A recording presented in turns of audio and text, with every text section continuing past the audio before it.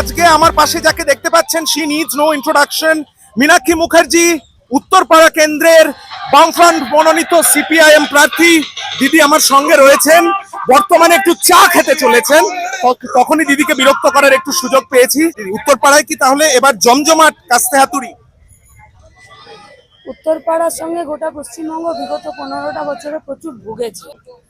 যারা রুটি রুজির স্বার্থে প্রতিটা দিন দিন আনে দিন খায়, তাদের জন্য কোনো আইন, কোনো ল কিচ্ছু তৈরি হয়নি। আর বিগত 5টা বছরে মানুষ কার কাছে জানাবে, কি বলবে, সেই জায়গাটাও পাইনি, এমএলএকেও পাইনি। ফলত মানুষ এখন, আমরা যখন বুথে বুথে পাড়া মিটিং করেছি, সেই পাড়া মিটিংয়ে সাধারণ মানুষ তাদের সমস্যার কথা আমাদেরকে বলেছে, এবং সেই সমস্যাকে যখন তারা তাদের ইশতেহারে খুঁজে পাচ্ছে, আমাদের আগামী দিনের কাজে খুঁজে পাচ্ছে, তখন লাল ঝান্ডাকে তারা তাদের বন্ধু বলে মনে করছে। এই প্রসঙ্গে আমরা আরো বেশ কিছু জিনিস জানবো দিদির থেকে। এবার দিদি চায়ের দোকানে ঢুকছেন এবং অসাধারণ একটা মুহূর্তে আমরা পেয়ে গেছি দিদিকে। দিদি, আর একটা জিনিস জিজ্ঞেস করব, যেটা তুমি এর আগে বলেছিলে যে এখানে কিন্তু বিরোধীরা, মানে তোমাদের বিরোধীরা, সেটা তৃণমূল হোক বিজেপি হোক, তারা কিন্তু ভয় পেয়েছে বামপন্থীদের, এবং সেটা নিয়ে প্রতিকুর রহমান বলেছেন এপ্রিল ফুল করেছেন। কি বেশ ভালো লাগলো, কি বলবে? কলকাতার কোনো উত্তর দিতে চায় না। তৃণমূলের নিয়মই হলো নিজেরা নিজেদের বিবেক মানসিকতায় তৃণমূলের যতই খারাপ বুঝুক, তাদেরকে তৃণমূলে ঠিক করে দেওয়া মুখস্থ কথাই বলতে হবে। এটা তৃণমূলের মূল কথা। ফলত তৃণমূলে যে যোগ দিয়েছে, সে তৃণমূলের নিয়মে চলবে। আর ভয় যে পেয়েছে, আমরা তো আর বাহুবলী নয় যে আমাদেরকে ভয় পেতে হবে। আমরা মানুষের প্রত্যেক দিনের জীবনের লড়াইয়ের কথা বলছি, তাদের বেসিক নিডসের কথা, দাবির কথা, গোটা পশ্চিমবঙ্গটাকে বাঁচানোর কথা বলছি। ফলত যাদের হাতে দায়িত্ব ছিল, তারা যখন তাদের দায়িত্ব না পালন করার জন্য মানুষের এই সমস্যাগুলো প্রতিদিন বেড়েছে, তাহলে তো তাদেরকে ভয় পেতেই হবে। একদম। এবং এর পাশাপাশি এটাও জানতে চাইবো যে তোমার বিপরীতে যারা দাঁড়িয়েছেন, তো মানে পরিবারতন্ত্রের অভিযোগ উঠছে তাদের বিরুদ্ধে, যেমন শীর্ষান্নর কথা যদি বলা হয়, এবং অবশ্যই মানে বিজেপির যিনি দাঁড়িয়েছেন তিনিও আক্রমণ করছেন তোমাদেরকে। তো তোমার প্রতিপক্ষদেরকে কিভাবে দেখছো?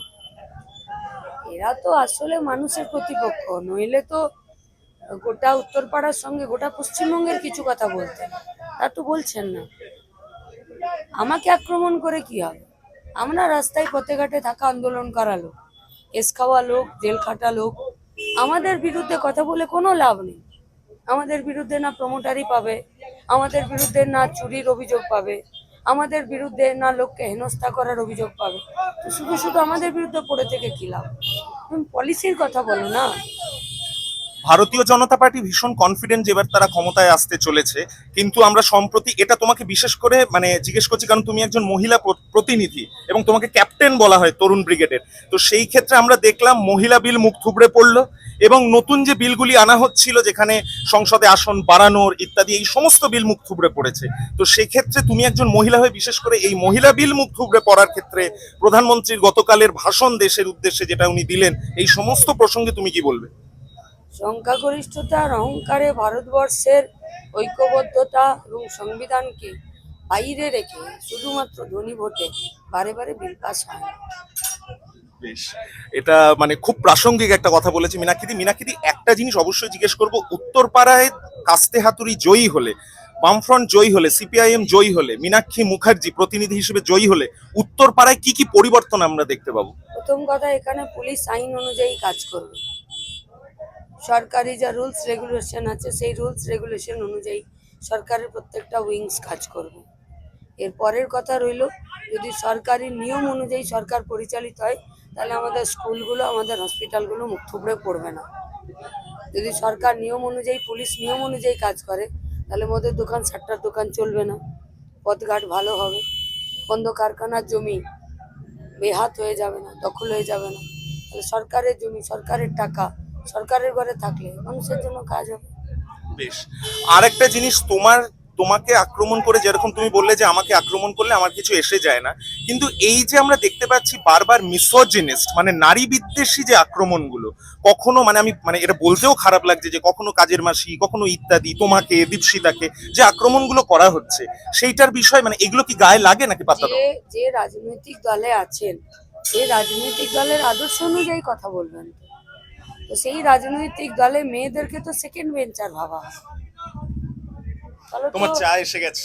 ফলত যখন মেয়েদেরকে সেকেন্ড বেঞ্চার ভাবা হয়, হ্যাঁ, তাহলে মেয়েদেরকে আক্রমণ করবে না তো কাকে করবে? এসআইআর যে মানুষের নাম বাদ গেছে, তার মধ্যে মহিলাদের নাম কত বাদ গেছে দেখুন।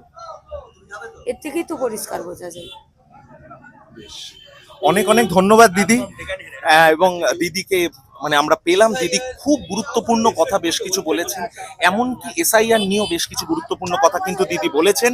আপনারা দেখতে থাকুন মৃত্তিকা টিভি, এবং আমরা কিন্তু এই বাইক র্যালিকে আজকে কভার করব, এবং এখানে আমি দেখাতে বলবো অভিষেককে লালে লাল চারিদিক আমরা যেটা দেখতে পাচ্ছি, লালে লাল, কিন্তু এর প্রভাব ভোট বাক্সে কতটা পড়বে সেটা কিন্তু আমরা 4 মে জানতে পারবো। ক্যামেরা পার্সন অভিষেকের সঙ্গে অগ্নিভোগ, মৃত্তিকা টিভি, উত্তরপাড়া।